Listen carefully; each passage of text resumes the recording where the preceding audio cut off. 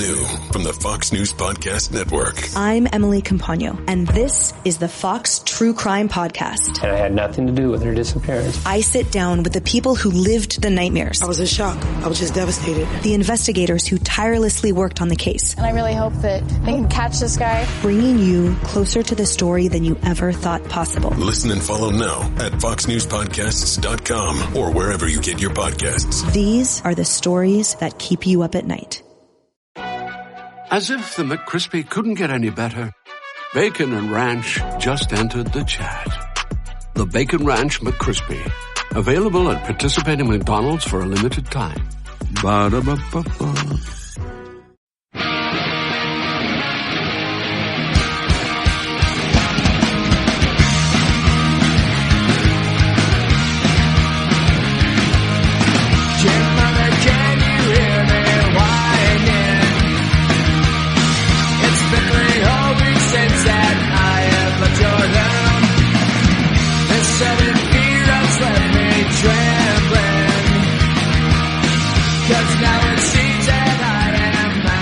Ahoy, ahoy, get on board the Vikings ship. This is Purple Mafia. This is episode number 3. It is Sunday, May 18th of the year 2008. Again, episode 3 of Purple Mafia. I am your host, Paladino Joey, and we are here on the sportstuff.com. The host of all these great shows, great podcasts, thanks to executive producer Dylan Richardson, who is the man, and we love him for that. Now, we're also available on iTunes, and I believe, well, we're not on MediaFly yet. Paladino Live is, but Purple Mafia not quite on MediaFly yet, but I want to thank each and every one of you, by the way, for downloading Paladino Live on iTunes and on the front page of thesportstuff.com, or on just the website, thesportstuff.com, basically. Man, I am very, very happy with the response that I've been getting from you listeners out there. And just 2 episodes in, we have already tripled the ratings of Paladino Live. We're already I believe the 4th or 5th highest rated TSS show on iTunes.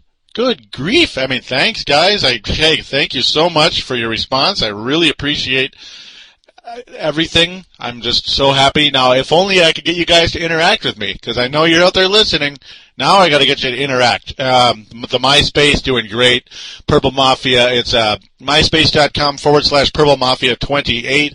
myspace.com/Purple Mafia 28 is the official MySpace for Purple Mafia, and 90 people, 90 friends on there. That's great. Let's keep them coming.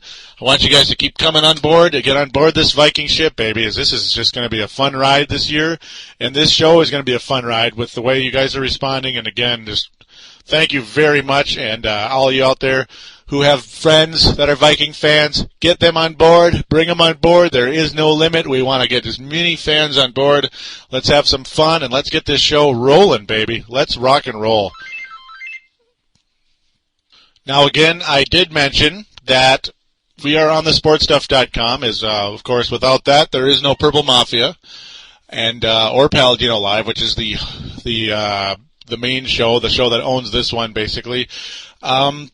Well, on the sportstuff.com, we do have message boards. They are at thesportspodcasters.com/boards, thesportspodcasters.com/boards. Otherwise, on the front page of thesportstuff.com, there is a TSS boards button on the upper right-hand corner. Simply click on that, sign in, and join. Join this rising website, as we would like to get as many members as possible. It is 100% free and 100% fun. It is completely worth it, as we're all just a bunch of good sports fans. Now, also, we do have a call-in line. It is 916-912-4263, 916-912-4263. It is a voicemail. All you got to do is state the name of the show that you are calling from. Of course, leave your name. Definitely leave your name, because I want to have some idea who I'm talking to, even if it's just your first name, like Jack or or something. Or if it's Dante Culpepper calling in saying that I want to come back or something. No, I don't think that's going to happen. But no, simply state your name, which show you are addressing. So say I'm Jack, I'm calling for Purple Mafia. And make your comment, your opinion, your praise, your disgust, whatever it is. We'd love to hear from you. Even some trash talk from, say, a Packer fan, a Bears fan, whatever. Who cares? You know, you're not going to win the argument this year. That's all I got to say. No, that's about it, though. I mean, it's just, yeah, to me it's pretty simple. Who's the favorite in the division other than maybe Green Bay still has a shot. But, yeah, that's beside the point. The sportstuff.com, the main page of Palladino Live and Purple Mafia. And, yeah, lots of great shows on here. Check them out. Definitely stay with my show, though. Most importantly, don't be abandoning my show if you like other shows. Listen to all of us. You know, let's have some fun. Now, with that, I'm going to take a quick break, and we're going to get right on board into Viking talk. What's up, listeners? This is Farzin. I am the host of the Chiefs End Zone Show right here on thesportstuff.com, where we cover the Kansas City Chiefs, give our opinions, and go deep inside with the Kansas City Chiefs right here only on thesportstuff.com. We encourage you Chiefs fans, you loud Chiefs fans out there, to get on the show, voice your opinions, get on our boards, and talk with us. All listeners, including Bronco fans, are allowed in our show. So be sure you check out the Chiefs End Zone Show right here on thesportstuff.com with me, your host, Farzin.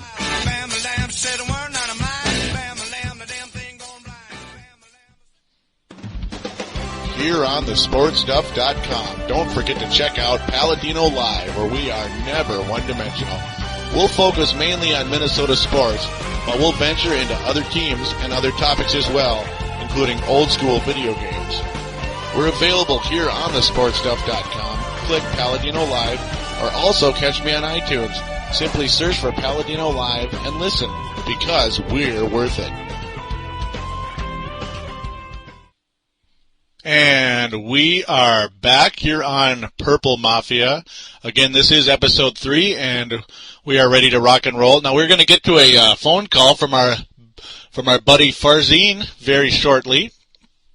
Now, first of all, the aforementioned show, Palladino Live. Again, you got to check that out because that is the main show for myself, Palladino Joey. I know a lot of you guys out there are Minnesota sports fans, not just the Vikings. So Palladino Live addresses all the other sports teams in Minnesota, like the Timberwolves especially. That is my overall favorite team on that show. And also we're going to cover some Twins and Minnesota Wild. Of course the Wild, but not as much now. So I'll get into some Twins talk on that show along with the Wolves, as we got the draft lottery coming up this week. So that should be pretty cool. Now, definitely check that show out. It's worth listening to, and I want you on board. Now, after that, we're going to quickly get into a phone call from Farzin. Hey, Joey, this is Farzin calling in for Purple Mafia, and I wanted to ask a question about Jared Allen. My question was, the Kansas City Chiefs, first of all, let me start with my comment. The Kansas City Chiefs, they were number 1 in red zone defense, and they were number 5 against the pass, which is kind of surprising because we got guys like Pat Surtain, Ty Law, Jared Page. None of those guys were that great as defensive backs. The leading interceptor on our team was Jared Page with 3. But however, the Chiefs still were successful against the passing game, and a lot of it was because of Jared Allen. And with the departure of Jared Allen, I don't expect us to be number 1 in red zone defense and number 5 against the pass again, or even close. Now without Jared Allen, that guy's a phenomenal defensive end that you guys got.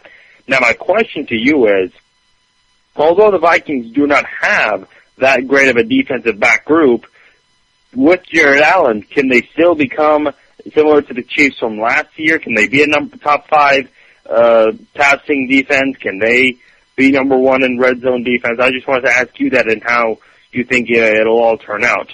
I'm out. Take it easy. And I thank you very much for that call, Farzin. Always great to hear from you. Definitely keep calling. Love hearing from Farzin. Always good takes, always good thoughts, and he's got a fantastic show. Going to give him a quick plug.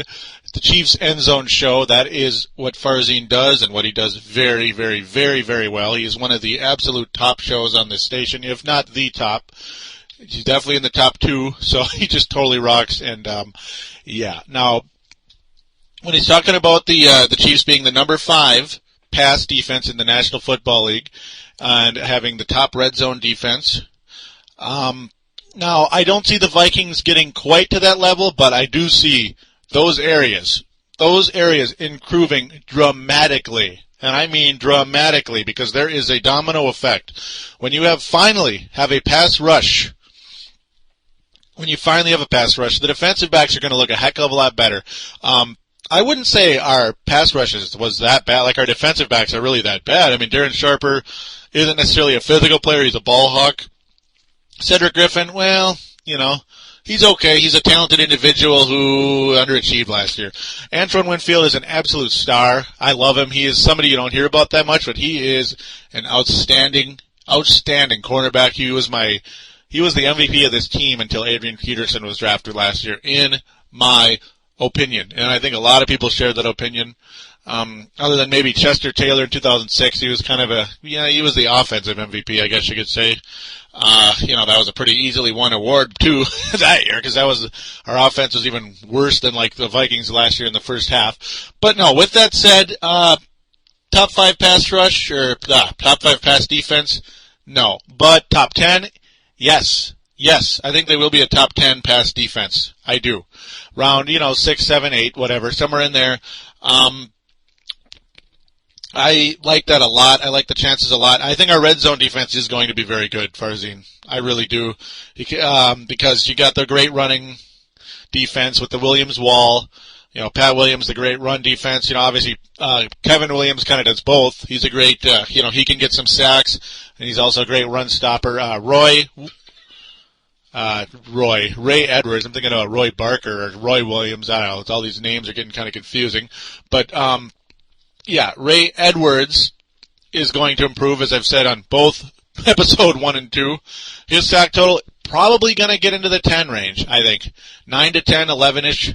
I think he's going to take off. So, yeah, the pass defense will look will look better in that sense. Jared Allen's going to get anywhere from 9 to 15 sacks. And, of course, that's going to really help the red zone, because you're going to rush the quarterback and you're going to have the great run defense. So, yeah, the red zone defense is going to be top 5. Yes, that I think will be top 5. At least I sure the heck hope so with these players. I think, I'd be disappointed if they're not top 5 in the red zone.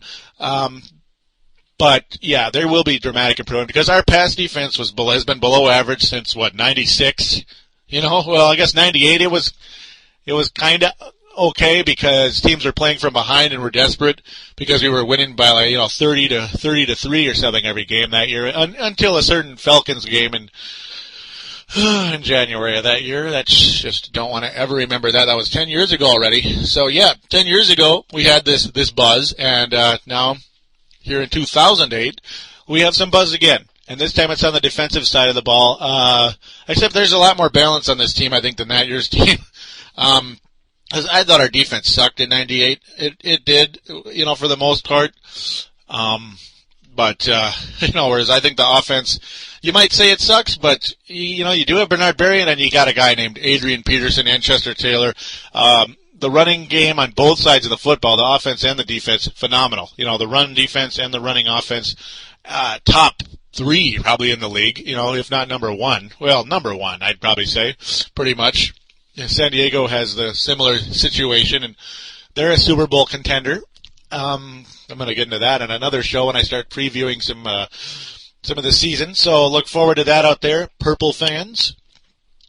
But yeah, great call, Farzin, and I hope I answered your question to the best of my ability. Hope it came out okay for you. Now here on Yahoo, I'm going to check out the Vikings team report. Now there's a little bit of talk about Latroy Guion surprised many when he decided to enter the NFL draft. He only started 14 of 32 games in the 3 seasons and had 66 tackles and 1.5 sacks.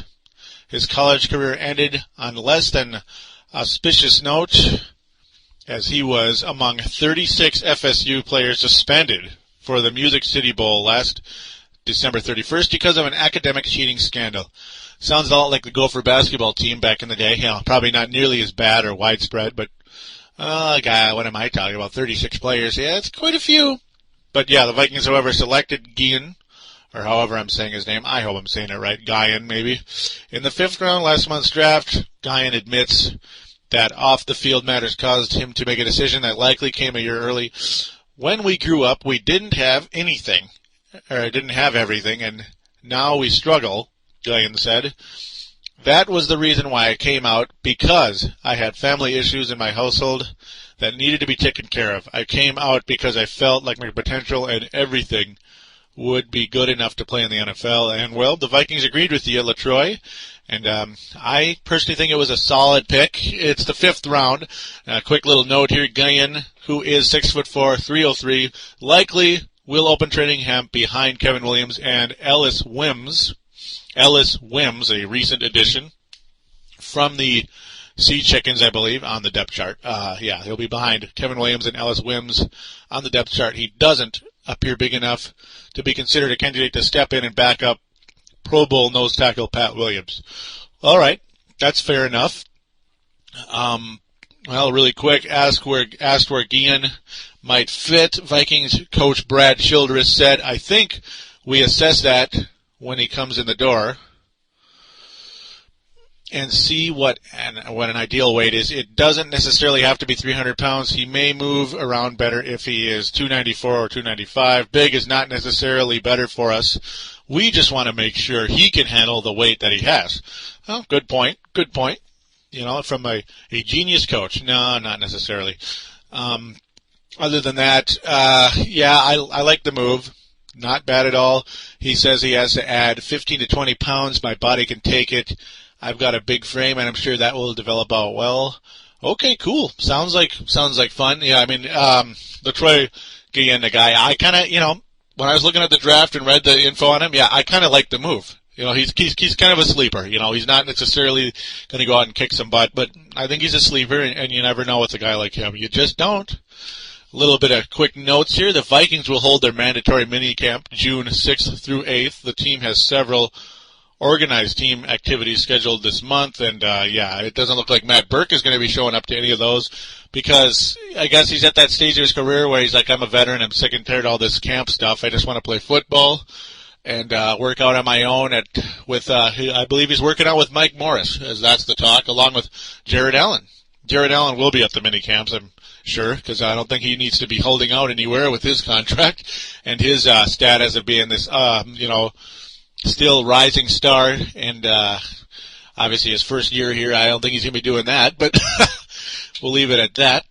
Several Vikings assistants attended a recent coaches symposium. I don't even know what that means. Symposium at which NFL Commissioner Roger Goodell was among speakers. The list includes Vikings coordinators Darrell Bevell, Leslie Frazier, and Paul Ferraro.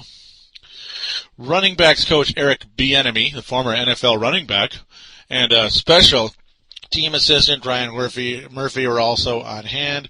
We're happy for you. Now here's a little side note. Quarterback John David Booty, drafted by the Vikings in the 5th round, had worn number 10 at Southern Cal. Okay, yeah, good luck with that one, buddy. That number belonged to Hall of Fame quarterback Fran Tarkington and has been retired by the Vikings. Thus, Booty has decided to go with number 4. That's my little brother's number, Booty said. So, nothing wrong with that. Obviously, you're not going to be, there is no number 10 on the Minnesota Vikings. He played in the 1970s and helped us get to, 3 Super Bowls. Of course, he did not play in the 69 Super Bowl because he was a member of the New York Giants at the time after a run-in with the first Vikings coach back in the day, way back in the late 60s. So that was some fun stuff. Chris Berrien, the younger brother of Vikings receiver Bernard Berrien, is hoping to be part of the U.S. track and field trials this summer in Eugene, Oregon. That's how you're supposed to say it. Chris Berrien runs the 2,000-meter event. Alrighty then. Well, that's how that goes at this point. That's the little bit of Viking chitter chatter as we're leading up into those mini camps coming up in the next month or so, and I'm really looking forward to it. This team looking pretty good. No free agent moves whatsoever since the last show. So no major news to report, but some talk and obviously some analysis from Farzin. It was great to hear from you once again, and I want you listeners out there to please call in and listen to this show some more. Call in. Keep listening, obviously, but call in and interact with me. We can have some fun. We can get to know each other a little bit. Of course, thesportstuff.com/boards, sportspodcasters.com/boards. And obviously, you're also the button on the front page of thesportstuff.com. We want to hear from you because it's just going to only make things funner overall. It'll really increase the depth of the show. I hope to have some interviews at some point soon as I get the software headed in the right direction here for my little quote-unquote studio. And another quick note before we head to wrap up the show, I'll get to that real quick. It's a Star Tribune article in which Adrian Peterson is talking real big. He's real excited about what's to come. And we'll be right back after a quick little commercial.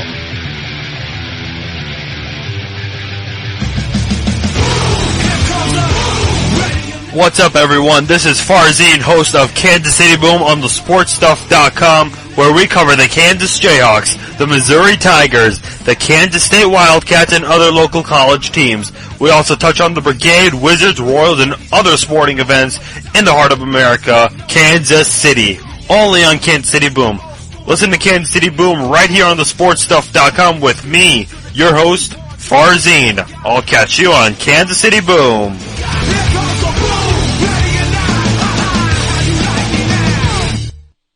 And we are back again. That was the aforementioned Farzin's version of Palladino Live, KC Boom, where he is multi-dimensional KC Sports Talk. So check that out, Farzin.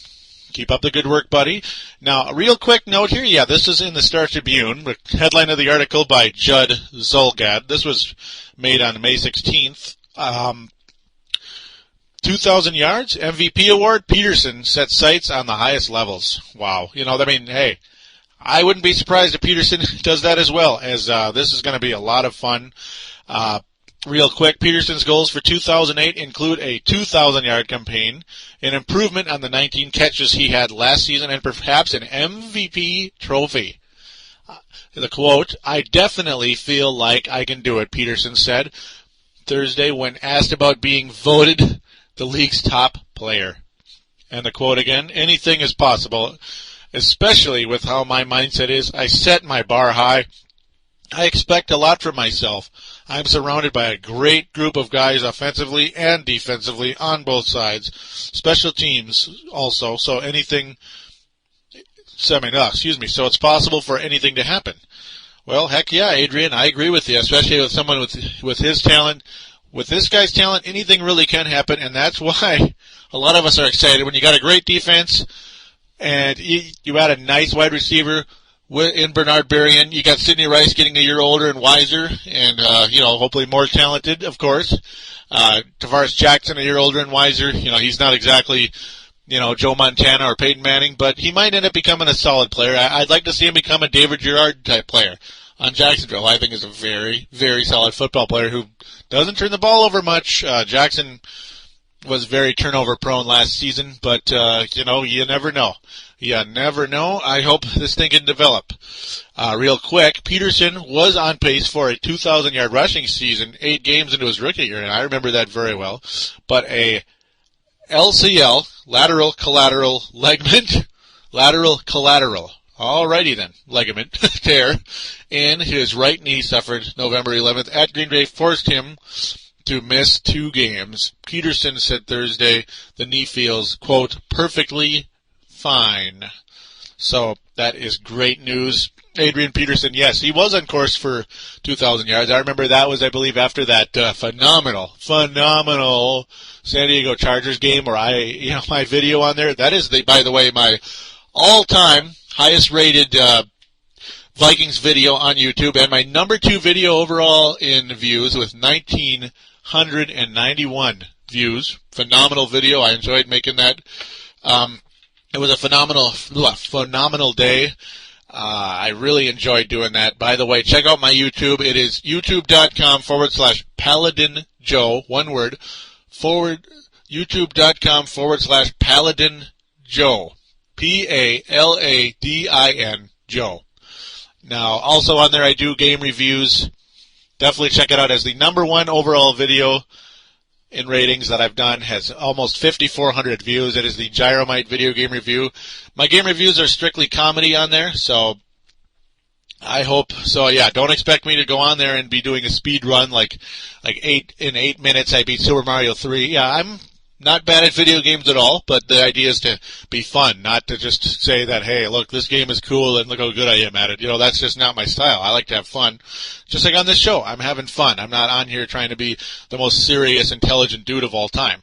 You might think I'm good. I think I'm good at what I do, but that's up to you. So, yes, I would like you to check out that website. It would be great.